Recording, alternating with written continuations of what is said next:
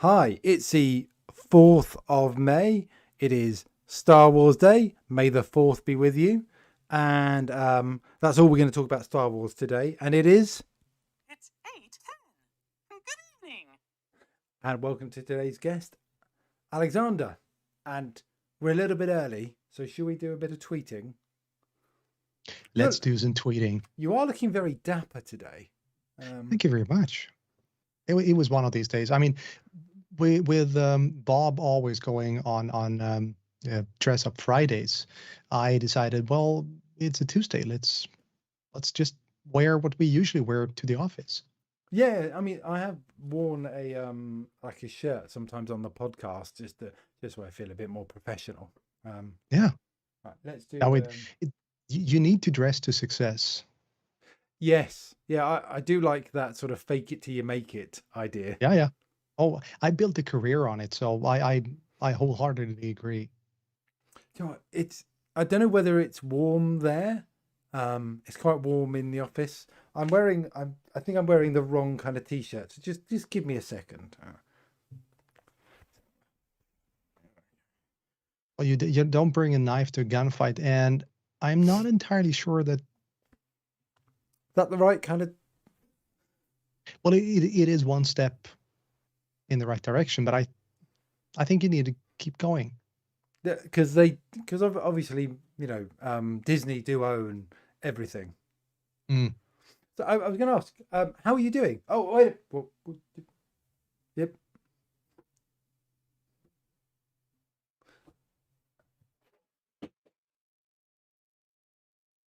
Oh, it's back. It never went away. I don't know whether you can see that. I can, and this time it's actually spelled correctly. It is, and there's a little Easter egg. I don't know whether you can see, but for those who are aware, and don't worry. Oh no, I'm not breaking everything. And then obviously with the new graphics. Nice. There's something in the way. Just get it's growing out of my microphone. Yeah, well, it has a tendency to grow. It has a tendency to be very opinionated, and I'll be careful with round metallic objects because they tend to go away whenever the child is near. You know, I found that my pet frog has disappeared. Don't know what's happening. Yeah, there's that. I highly doubt that you're going to see it again. Oh, I thought. Hold on, it's still a bit warm in here. Oh, sorry, a bit too much. Okay, much better. That's a bit better. Yes. So definitely better. How are you right now?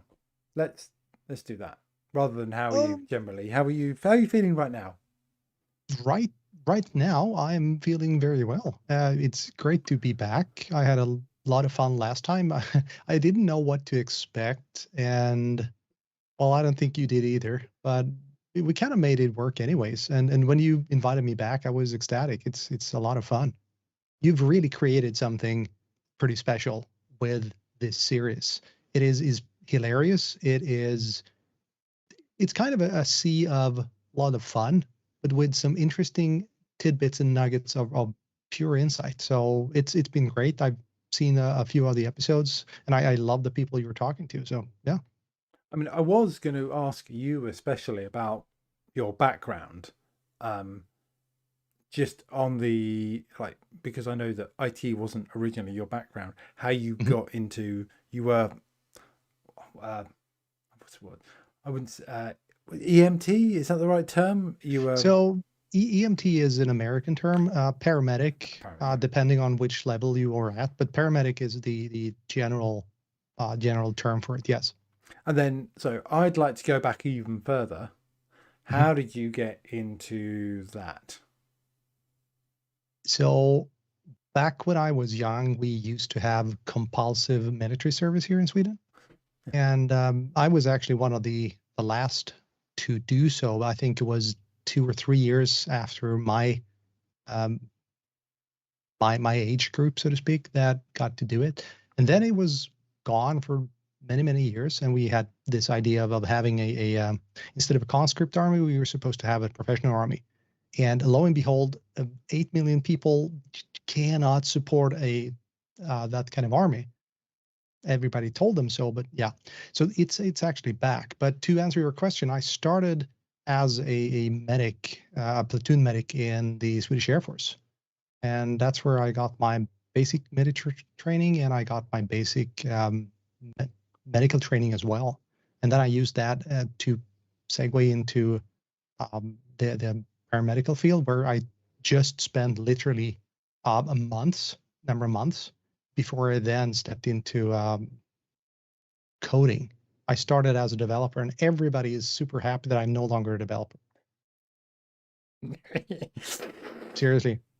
I can't write code if my life depended on it. So I can read code and I can edit code, and I'm absolutely fantastic at copy pasting. Creating code from scratch, no, that is not my forte at all. Right, it's worth just not doing stuff you're good at and just let other people pick up the other stuff. So yeah, I've got a question here. So someone sent in. Oh, they didn't send it. I'm pretending they sent. I'm creating like this false narrative in the background that someone sent some stuff in, and then I'm going to ask you it as if someone had, but really, sorry. I'll be sure to react as if it was some listener. In The Force Awakens, which I don't know what that is, which character has Darth Vader's damaged mask? So for starters, that'll be the Star Wars 7, and that's Kylo Ren that has Darth Vader's mask. And he also has a bit of a temper. He does have a little bit of a temper. Mm. Although he doesn't have a false hand in it. True. Sorry, there's another film he's in where he has a rubber hand. Sorry, the actor, not Darth. Yeah. Kylo Ren. Adam Driver. That's it, Adam Driver. Sorry. It is Star Wars Day, and I honestly wasn't going to mention the garb, but really you've got to go into detail and tell me, what are those pens doing? Well, that's one of the everlasting questions, really.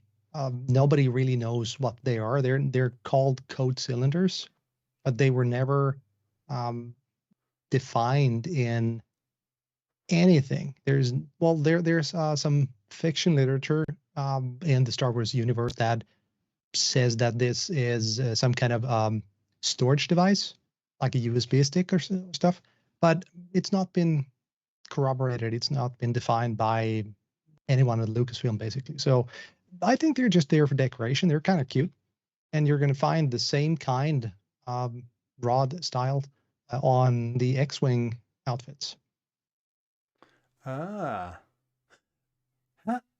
When you've watched the other movies, were you impressed at the range of stormtroopers?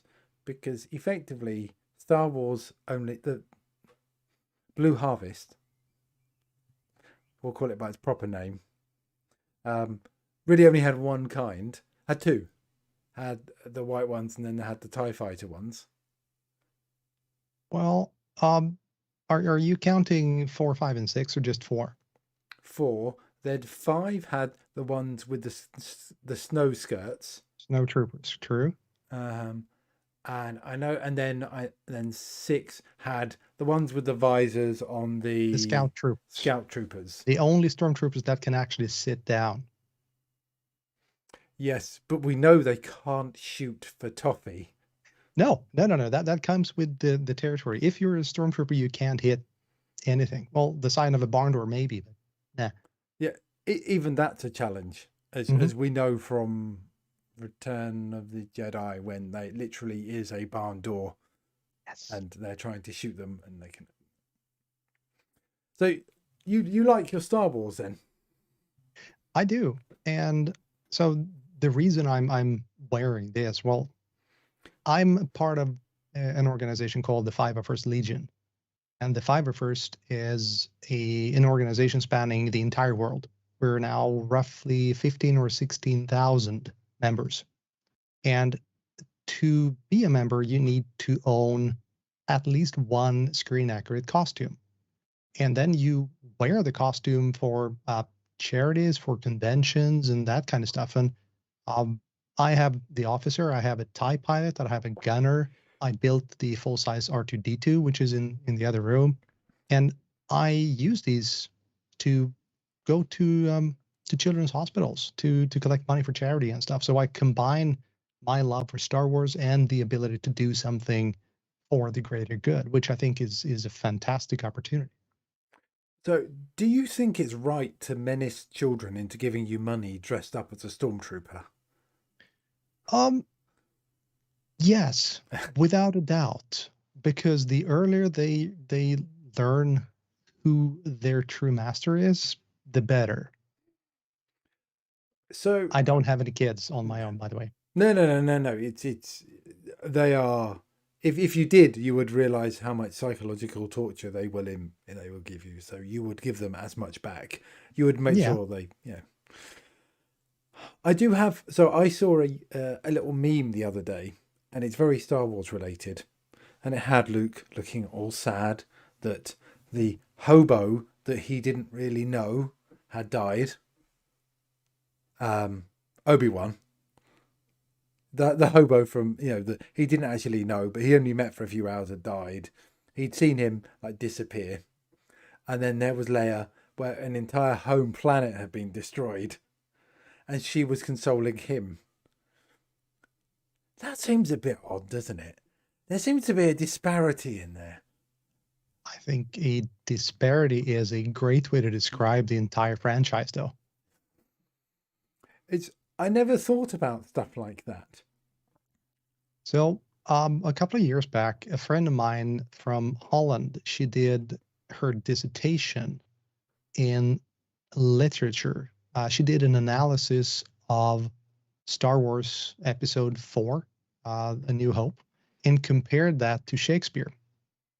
And it turns out that it's not as far-fetched as it sounds. It turns out that there's a lot of elements from Shakespeare that you can easily find in Star Wars. And again, it is such a simple story. It is simple. It is absolutely dumb. But that's also why it works so well, I think. Yeah, it is. I mean, what is it? It's I'm not so sure on the hypothesis that Star Wars is really a droid story. Well, it depends on who you're asking. I mean, I am a droid builder. Of course it is a droid story. Well, because effectively, 4 and 6 kind of start with the two droids in the desert. Yep. Going off, doing their own thing, having a bit of a tiff, a lover's quarrel. Because there's obviously affection there between R2D2 and C3PO. It's a bromance for sure. But if you look at the data, you're going to find that I think it is R2D2 and C3PO are among the few characters that are actually in all 9 movies, which is more than you can say, for instance, for Luke. Yeah. Well, because essentially the droids can live over hundreds of years, and Yes. I think they live over quite a long time. I did have one thought. What about, and I understand that the rebellion, they managed to destroy the Death Star, the big space Twice. station.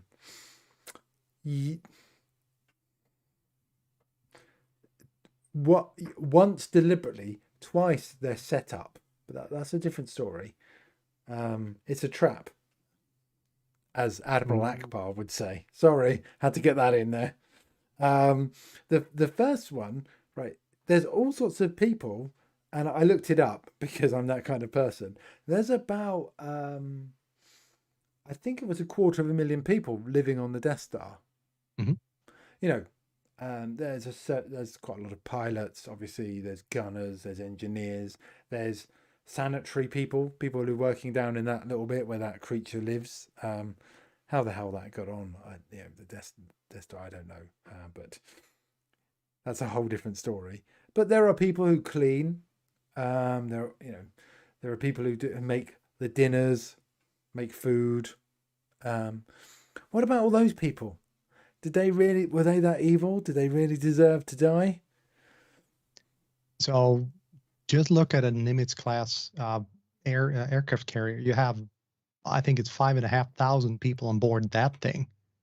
And there's a lot of them who are not at all involved in the fighting effort, as you say. So when you start to look at the numbers, this is where things become a bit complicated. Star Wars is easy. It's black and white on the surface, but as with any rich universe or rich environment, if you will, as soon as you start to scratch the surface, you're going to find a lot of interesting details. And the lore of Star Wars is so deep, so you can find atrocities from all sides, basically all the way through the history. So it's not that easy. So I think the short and easy answer to your question is no. And then again, who deserves to die? This became a very philosophical episode, wouldn't you say?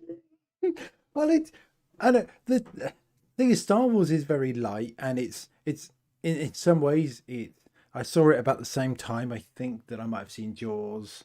I might have seen it even before I saw Jaws. And watching it now, there's certain scenes in it which I think are inappropriate, such as the charred corpses of Uncle someone and Aunt Beru. You just look at that and you just go, "Oh my God!" Yeah, They're still smoking. Yeah. I mean, that's horrific. I mean, it's bad enough that they tidy up the corpses from the Jawas. Yeah, sorry. I watched that. I was watching some of that the other day. I rewatched episode 1 to 3, and then I'm gonna watch the others. But you just go, "Oh my God, that's horrific!" And the whole thing about being trapped and crushed in the compactor. Yeah. God, that's just horrid. I know it's an adventure film and stuff, but you still go back and go, "Oh my Lord!" And the funny thing is, if you compare this to the other huge sci-fi franchise, which is Star Trek was always more of a criticism on society or a discourse on society than Star Wars was. But don't for a second believe that Star Wars is just simple. It is simple on the surface, but it has nuances that not everybody sees immediately. While Star Trek is nothing but nuance. I keep watching Next Generation, for instance, and that's from the 90s. I keep finding new ways of looking at society, both back in the 90s and right now. So it's great. It's great TV. It's great content. It really stands through time.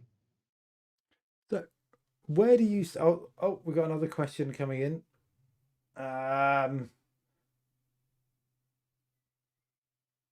So, while the Jedi use a number of crystal colors for their lightsabers, what color is preferred by the Sith? Could be red, isn't it? It's red, yes. So it's kyber crystals, and we're going to stray into the whole what's the midichlorians, the midichlorian disaster. If you go down the road of kyber crystals, so it's like the rank plex, really. It started out as a great idea, but Malo, the guy that designed the original outfits, he didn't create the complete taxonomy of ranks. So that's why you're going to see two people with the same rank. They're told that they're the same rank, but they're wearing different badges, and some are wearing two rows. You have red, you have yellow, you have white, you have all kinds of things. And then are they going to be combined with these or not? So it's just an unholy mess. And then they've tried to patch that going from the first trilogy to Rogue One. They didn't really do a good job. So it's a mishmash. And it is the same thing with midichlorians. It is the same thing with kyber crystals. It's all just an idea that someone has decided to build on, and it's a patchwork. It's millions and millions and millions of miles of duct tape, basically. I'll get off my soapbox now. No, you can. If there's anywhere you're allowed to have a high horse, climb up on that high horse, and ride around for half an hour. This is the place you can do it. I'll take it. No. So, yeah, the midichlorian thing I didn't think worked too well. And personally, I'm sure. I mean, I think the Jar Jar Binks got a bit of a bad rep. It could have been worse. Oh, I think he. So I hated Jar Jar Binks in the beginning. Really, like, why would they destroy Star Wars? And I actually have a bit of a funny story about Jar Jar Binks. So I went to the U.S. I think it was a couple of years back now. So I went to Los Angeles to Star Wars Celebration, which is a huge Star Wars convention. We have 40,000 fans. And as always happens, you get off the plane, you get in line, and you get to talk to this nice TSA agent, right? Yeah. And he kind of bored, huge guy, looks at me and goes, "Yeah, welcome. Why are you here, sir?" "Well, I'm here for a Star Wars convention." "Star Wars? Ooh, tell me about Star Wars." "Well, Star Wars, it's a couple of movies, and that was before The Force Awakens had come out." So I said, there are 6 movies, but we only talk about 3 basically. "Oh," he said, "why are we not talking about the first 3?" "Well, so in the first movie, there's this horrible character called Jar Jar Binks," at which he looks at me. No, he stares at me and goes, "What about Jar Jar Binks?"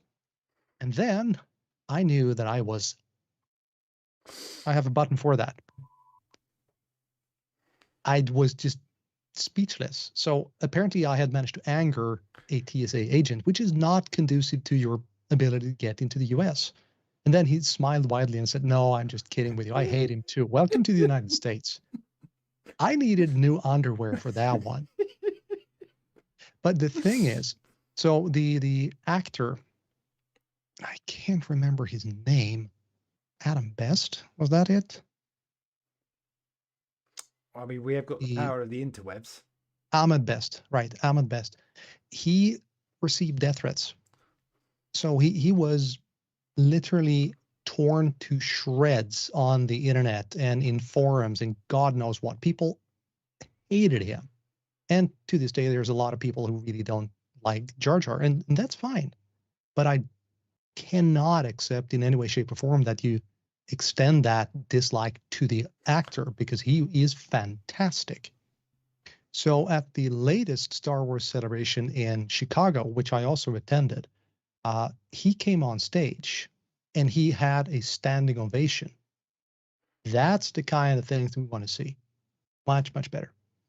Yeah. But yeah, I'm still not entirely sure about Jar Jar as a character, though.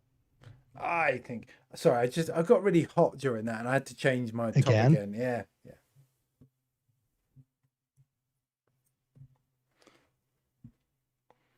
How many shirts have you on, man? I don't think you can see that one. Yeah. I couldn't get them all. There's another one that's in the wash. So there's only another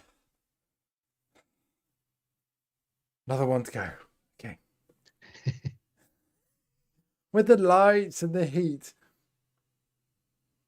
Yeah, that's an interesting thing to say there, because since the world basically ended and everybody and their cat decided to buy pretty impressive setups for video, I'm so happy. I used to do a lot of photography, and back when I did that 20 years ago, the lights were either flashes, huge flashes that were expensive as heck, or huge lights that basically heated you up to melting point in 5 minutes flat. Now I have 2 LED panels that are not warm. Thank God for that, because otherwise this is not a cool outfit. I'll say that. This is Yes, cavalry twill. and you're wearing a hat. I So, yes. You Also, noticed, huh? I couldn't help. I've just actually noticed that you're using a green screen, because when you've actually got your picture of your background as your background. That's your real background. Because I think we saw it in the other video, and now you're using, because your hands disappeared. Well, and it's this part is kind of telling as well. Yeah. Yes. But yes, here and here are the limits. No, it's But cool. it's a lot of fun because it confuses the heck out of people on meetings, because having the green screen means that I can instantly switch to a PowerPoint and putting me in the corner. Nobody has any clue how I did that, which is a lot of fun. Well, it's just you and Simon Whiteley. Yes. I haven't The got. difference between me and Simon Whiteley, though, is that he has good content. I just have good stuff. Simon is fantastic. His the how do you put this? The happiness in him when he does his exploring in Databricks, it's contagious. I basically never put my fingers into Databricks anywhere where I might lose them, but just watching him going about his day in Databricks, it looks fun. I think he's really done a good job there. But he's a terrible human being, though. I mean, technically he's amazing, but it's just a horrible human to be around. Oh my Lord. It's the same with Terry. Oh, they're both terrible. Oh, Absolutely. I know they're not watching. Terry doesn't watch, and neither does Simon. So I can say, well, the damn I like about them. That works. So I was going to mention, because I also rewatched. I think Rogue One is probably my favorite Star Wars film. Right. I quite like Solo as well, but I think that got panned, and that actually stopped the Obi-Wan film that I think they're actually making. But is that happening or? Well, the last thing that I heard, keyword being heard, is that Star Wars Solo is, Star Wars Solo, that's already done. But Star Wars Obi-Wan is going to happen. Ewan McGregor is an extreme Star Wars fan. So I think if it is not going to happen, I think he'd fight tooth and nail for it. So I totally think it's going to happen. I know that they were planning a Star Wars Boba Fett as well.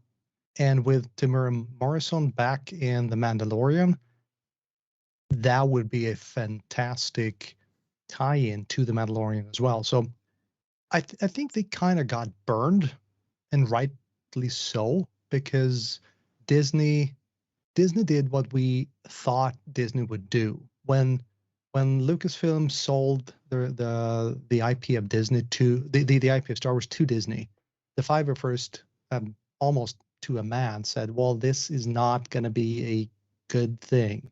It's going to be a good thing in the short run because we're going to have so much cool Star Wars stuff, but it is also going to basically overwhelm everything, which exactly is what happened. It's the same thing with Marvel. But if they do take a step back and kind of slowly trickle out the things they have in the pipeline, it is going to be amazing for years and years and years to come. We don't need more of the Star Wars, the Skywalker saga. That one is done and dusted. It's great as it is.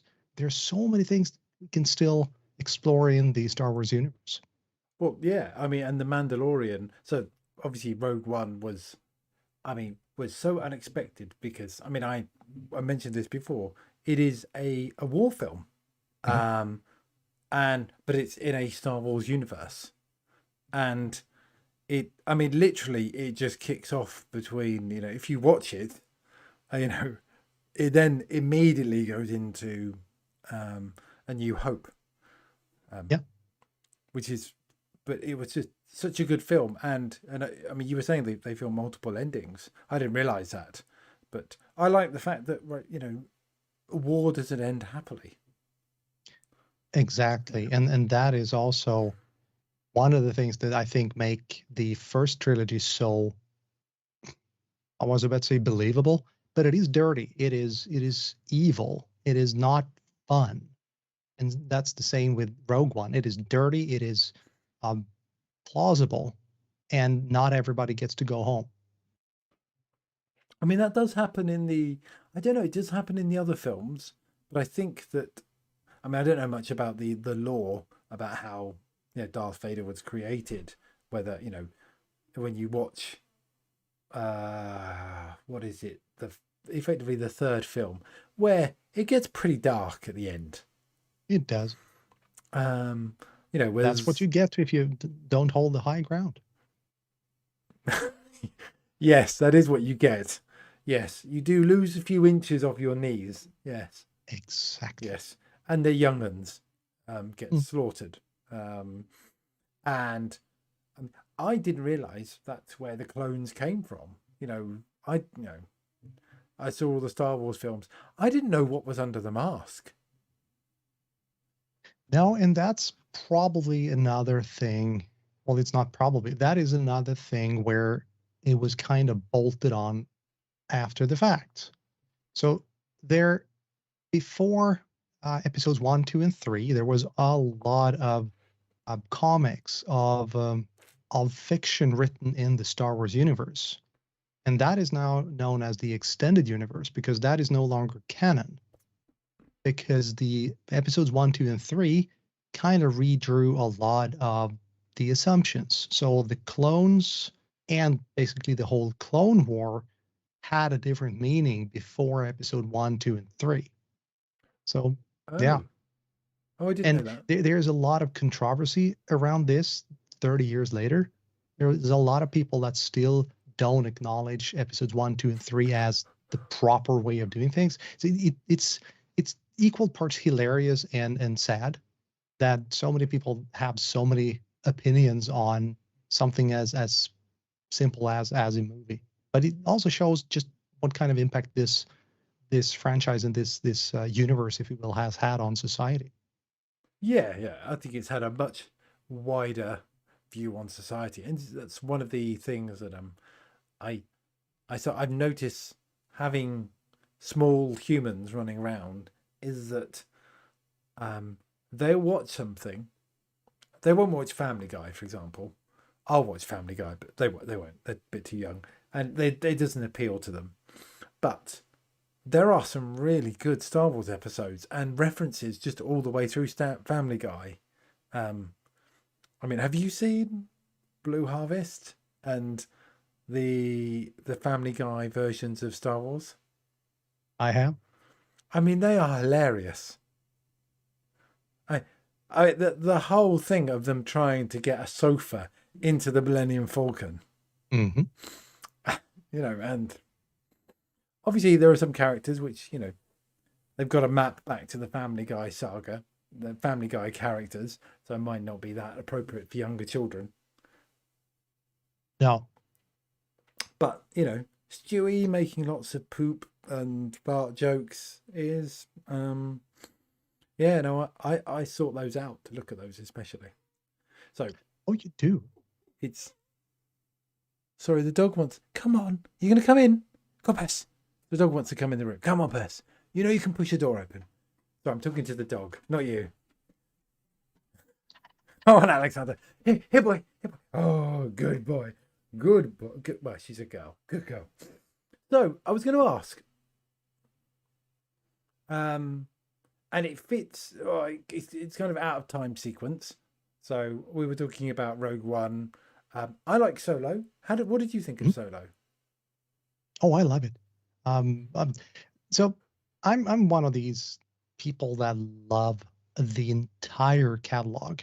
I don't find episode 8 to be a travesty that a lot of people do. I don't think that episode 1, 2, and 3 are bad. 1 is not my favorite. So Solo is a great film. I think they made a decent job with poking around in the history of one of the most iconic characters. And I think they also found decent actors to play the roles. That sounded very diplomatic. And so the thing I saw then more recently would be the Mandalorian. Now, that, I mean, just blew me away because of just not only the actual series but the way it was shot. You know how it was shot on. They created all the backgrounds digitally. Yeah. That was just amazing. Using one of the not the same engine they use on Fortnite or something to render all the backgrounds so it can move around the characters so you can get decent lighting. Worked really well. Because I knew nothing about the history of the bounty hunters, about the Fets, about the Mandalorians. I just kind of, and the way it was so slow, it wasn't rushed. I'm sure there was like episodes where virtually almost nothing was said. Yeah. It really builds on the whole trope of the spaghetti western. The silent stranger just walking into frame. And it was a bit slow to get off the ground, but when it found its feet, it has done some amazing things. And there's so many details. You wouldn't believe the sheer amount of detail. And Jon Favreau, that is the producer of it, he is a stickler for details. I can say that. Okay, because I know that he wrote and then directed and did a lot of stuff on the episodes. I quite liked the quietness of it, where there were just bits of because he's on his own for lots of it. It doesn't need to talk to anybody. No. And there were like episodes where there was just one person. I think as it went into season 2, they had more actors. I did like the way, well, they literally did a spaghetti western where he goes into town and it's the guy who played the guy from Firefly. Firefly. Yeah, Mel. The one who wears the armor. Isn't that the actor in Firefly? No, that's Timothy Olyphant. Of course it is. Yeah, sorry, it isn't. Yes, it's Timothy. Yeah. Yes, you're right. But he did a kind of a sort of a western. What was that? It was. That was Justified. Yes, Justified. That is kind of a sort of a western in a modern setting. But I quite like it because he goes into town. Right, you've got to do this. Right, no, you can't. And then now you've got to help us defeat. And then the Sand people get you see a whole different side to them. Yeah. Well, you're invading. You're taking our stuff, and the Sand people are just defending themselves. They're not just randomly attacking people. And that's interesting. You should say that, because if you were to read some of the literature, the sci-fi stories that are written in the Star Wars universe, there's a lot of stories set in the Empire from the Empire's point of view. So yes, it is presented as the big evil empire, but at the same time, it's this enormous, just societal machine that just keeps chugging along. There's so many people that never ever see anywhere near the top, the Moffs, the Emperor, or anything like that. They're just toiling away, basically at the factory floor. There's so many stories. You can write so many stories in that universe if you just put your mind to it. Well, there's the bit where they're using they get Bill Burr back, and they use him to do a raid, and that truck. So basically, they're driving that truck into the Empire's base, and they've made it in because all the other trucks. And there's a big cheer because they've done. Everyone's really happy, yay! And you don't, they're seen as the bad guys, Yeah. But actually, well, they're fighting. They've got their own challenges, and so any kind of small victory for them is it's something to look forward to. And that whole sort of idea of the very black and white. Well, it all depends on where you're sitting. And that brings us to the case of Ahsoka Tano. So Ahsoka Tano was played by Rosario Dawson. You know who I'm talking about? Is that the one who was in Battlestar Galactica? No. That's I know who you're talking about. No. So Ahsoka Tano is the dark female with two sabers and two these, or three actually. Yeah. She's the one.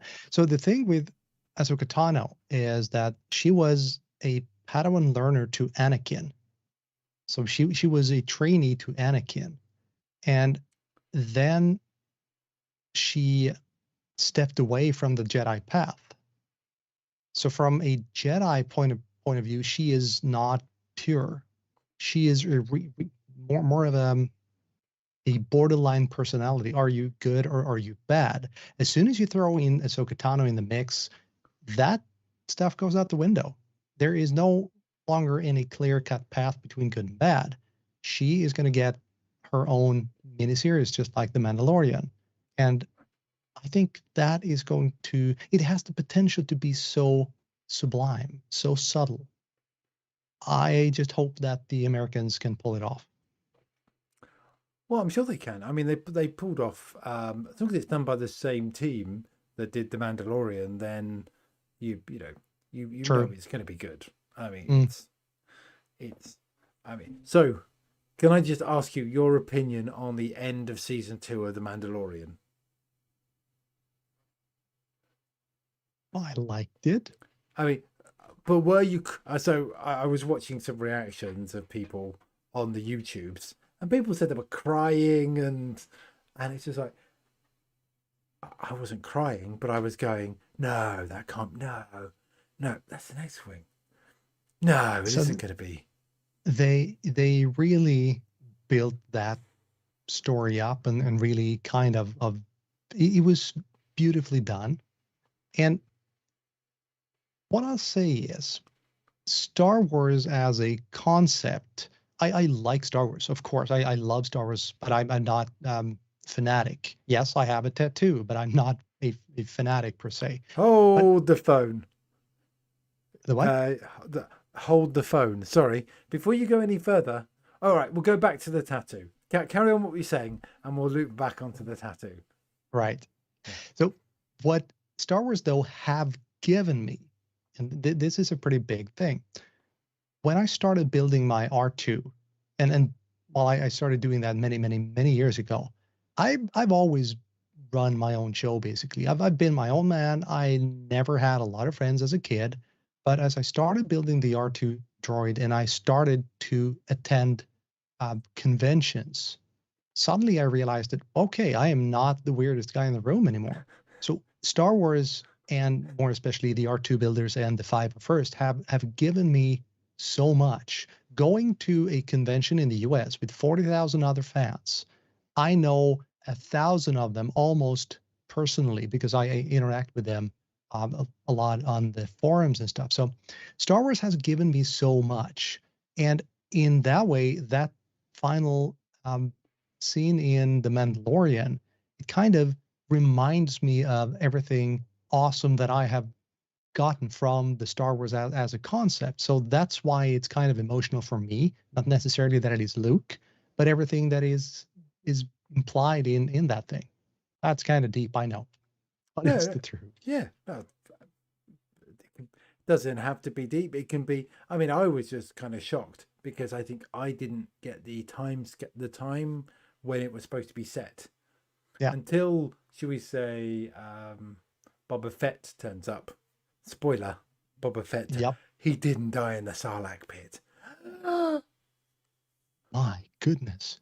And that the fact that they got Tamara Morrison to play Boba Fett. Such a great choice. And yes, I mean, I remember, like at school or whenever, going, does Boba Fett, I mean, how long does it take to dissolve Boba Fett? How long does it take to die in a Sarlacc pit? And A while. it takes a while.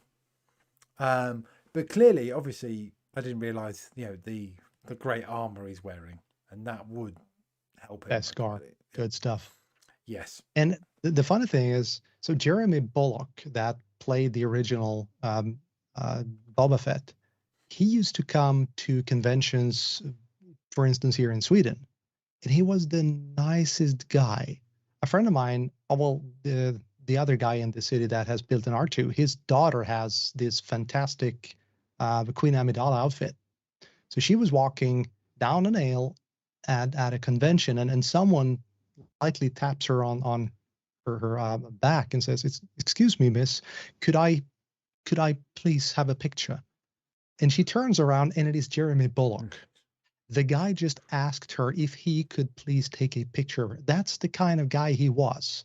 Absolutely a gentleman, a fantastic guy, and he loved just ambling over and talking to us when we brought the droids to conventions.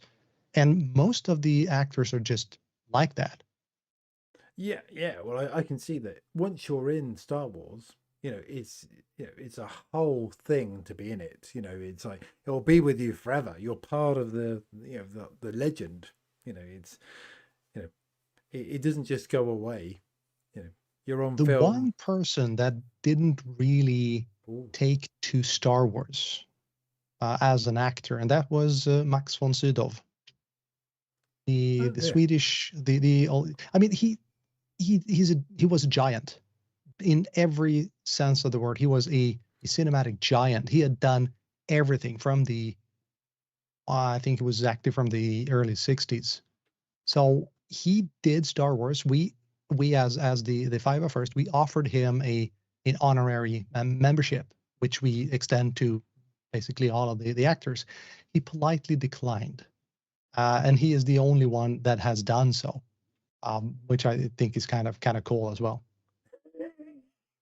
Yeah, but not everybody is going to be that into it. No. Some people, it is just going to be a job. So we've got some friends who did some of the effect, someone worked on, one of Zara's friends worked on the Chewie outfit when they did the newer films, and someone else worked on some of the other models. So we had friends who did some modeling and did some other stuff. But but for us, it's cool. We grew up with it. But if you didn't grow up with it, it's just kind of, So we're almost at 9 o'clock. So can you then fit in Force Awakens, the blah blah blah blah blah blah other film, 7, 8, 9 in like a small period of time of what you thought of those? So episode 7 was it was hugely anticipated because it was to be the continuation of the saga. And JJ has done a lot of good stuff in the past. I was in Los Angeles at the Star Wars celebration where the first time ever showed BB-8. I was there. I was looking at the stage. So the anticipation was enormous. It kind of went to a bit of a meh, because episode 7 is in many ways a carbon copy of episode 4.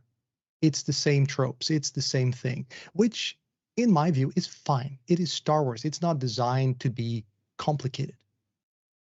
Enter episode 8. It is no longer JJ. It is, I just forgot his name, Rian Johnson. It's a complete new direction. And in many ways, episode 8 is the most different movie from anything else in the entire Star Wars franchise.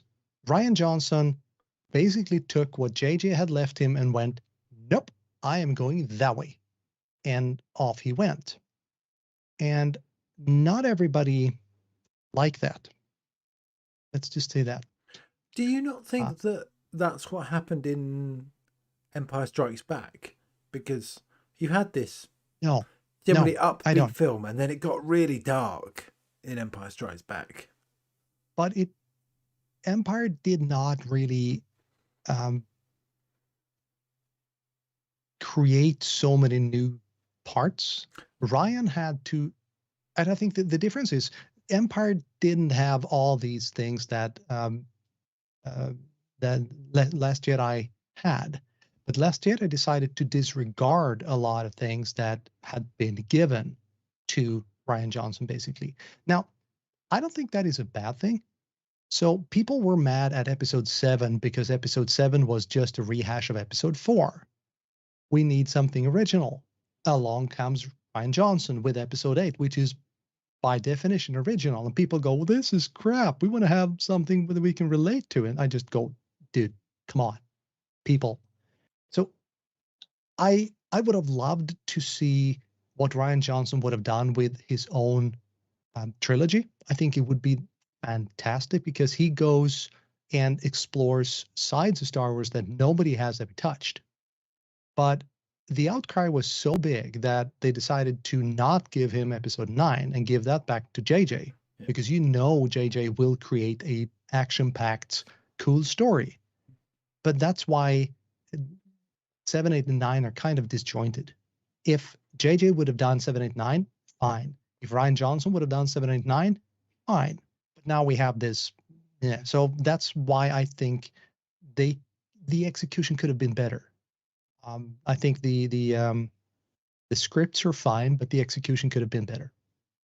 Right. I haven't seen those as many times, so I probably need to. I remember rewatching them. I just haven't watched them for a while. I think doesn't 9 recap on bits of 8? It or does. Something that. And the reason it does is to basically unwind a few things that Ryan was planning on doing for episode 9. And JJ had to go back and kind of pick up the pieces and do a plausible 90-degree turn. So that's why he basically spends the first half of episode 9 fixing, in his view, the mistakes that Ryan Johnson made with the stories. And then he can use the second part of episode 9 to just go where he wanted from the beginning. Yeah. And then just have an entire galaxy of Star Destroyers. I mean, That works. Why they didn't just do that in the first place? I mean, you should say that. Do not try to apply reason to Star Wars. You will have a horrible headache. No. Oh, building an entire space station the size of a moon. Why don't we just use a moon? Well, I don't know. I've forgotten which was that 8. The one where they used the entire planet. That then. No, that's episode 7. Was it 7? That's using. Okay. All right. Star Killer Bates. Yes. At least they were trying a slightly different plan, right? They weren't just building another thing to get blown up. Well, yeah. I mean, yeah. No, and that's one of the details. They could have tweaked that ever so slightly and not have a huge star station thingy, which incidentally is even bigger. It's a damn planet. It is no longer a moon. It's a planet. So go big or go home kind of backfired on them in many ways, in my view. Yeah. And why, I guess, we could go through this forever, but why it takes so long? Why that moon has to actually orbit a planet? Why it doesn't have its own jets and just gets, get to where it needs to be a lot quicker? Well, orbital mechanics, that's one of the things that really is kind of thought through. And you do not whip around a moon lightly. The sheer mass, and again, look up orbital mechanics. It's a lot of math. It hurts my head, so I try to stay away from it. Oh yeah, but essentially, it's the problem with it is that if it's too close to the planet, it will affect effectively there'll be a gravitational pull. You want to keep it away from the planet, right? And why a single laser? There's all sorts of minor flaws in the plan. And I think my favorite bit, and I think we'll end on this because I haven't done an emergency question, so we can either do another Star Wars question, or we can do an emergency question. But it's in the scene where they're telling Darth Vader how invincible it is. Apart from, well, there might be one place, where potentially someone shot something. It's highly unlikely. Can we not cover that up? Can we not put some chipboard over the top of it? Over that exhaust pipe. Is there no way we can fix that? So up until Rogue One, people were ridiculing the design of the Death Star. And along comes Rogue One and explains that in many ways it is a trap.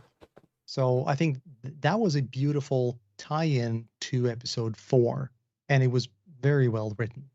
Yes, obviously I forget about that because obviously I saw Episode 4 and those thoughts come in, and I think R2-D2 actually probably fired that shot rather than Luke.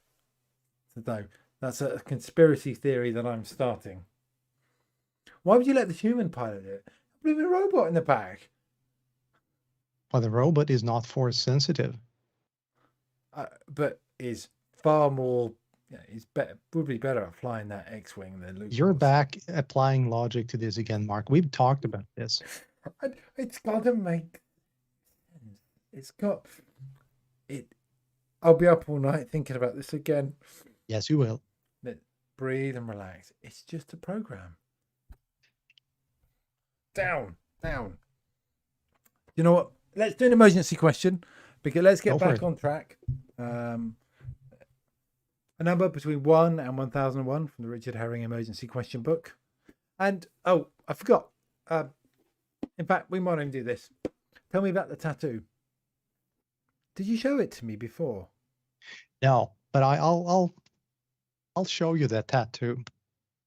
I'll show you the tattoo. Oh, I've got an emergency question while you are sexily undressing. This is not a sexy thing to undress. It is kind of difficult. And it is, again, very, very warm. If you are going to go double-breasted, you are going to be warm. Still or sparkling? Sparkling, please. Okay, good. Is that because you like sparkling or you being pretentious? That was an amazing question, sir. Well, I actually like the slight salty taste of sparkling water. So, for starters, this is the R2 builder. So, Celebration, which is the huge Star Wars convention thing, has been predominantly in the US, but there has been a few celebrations in Europe, and for instance, in Germany and in London at the XL. And I went to the XL, and this is the logo that we came up with, the Swedish R2 Builders logo. But you asked about the tattoo, and that's very nice. So when did it's not very advanced, but it's there. When did and you what's even more fun is I will be putting the Starfleet logo from Star Trek on the other shoulder just to mess with people. Yeah, because people think you're either one or the other, don't they? Yes, and I think that is one of the biggest false dichotomies out there. They're both entertaining. Oh, for sure. And again, they're in many ways two sides of the same coin.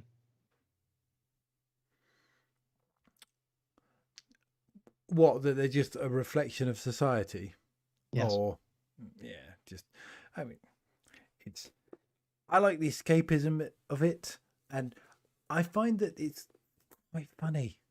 I like the humor, and I think in the JJ and the other ones and the newer ones, and even in Solo, I like the humor. That it was daft, like Don't Hold My Hand. I laughed out loud at that bit. Yeah, I agree, and that's one of the things that people thought with Star Wars, that why do we need slapstick? Why do we need this useless humor, which was started with Jar Jar? And to that, I say, well, have you completely overlooked C3PO and R2? The campest, I mean, C3PO is the campest droid that was ever made. Yes. And, well, what I about think you like K2SO, though. I do, yes. Do you know who played the voice, or who played K2SO? Phoebe something Bridge. Waller Bridge? No, we're not talking about the same droid. So K2SO is the tall black droid of Rogue One. Oh. Alan Tudyk. Oh, does he? Yes, that's Wash from Firefly. Yes. Well, I mean, was it float like a leaf? Fly like it. No. Float like a leaf on the wind. Yes. Sorry. Firefly is we can have a whole new episode of Geeks on Screens just talking about Firefly. I'd be more than happy to do that. Okay. What we'll do is I need to schedule someone else. I will send you the link and we'll do a Firefly.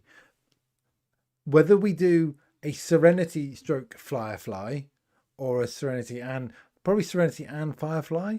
Mm-hmm. But we could start with the movie and then into chasing the episodes. I think I watched that about 2 weeks ago. That was something I go back. Well, I saw the movie. I think I bought it. I go back to that. I quite like that, but I do like I can't remember the name of the actor, and I always get it wrong. The assassin, the guy who goes after them. It's just perfect.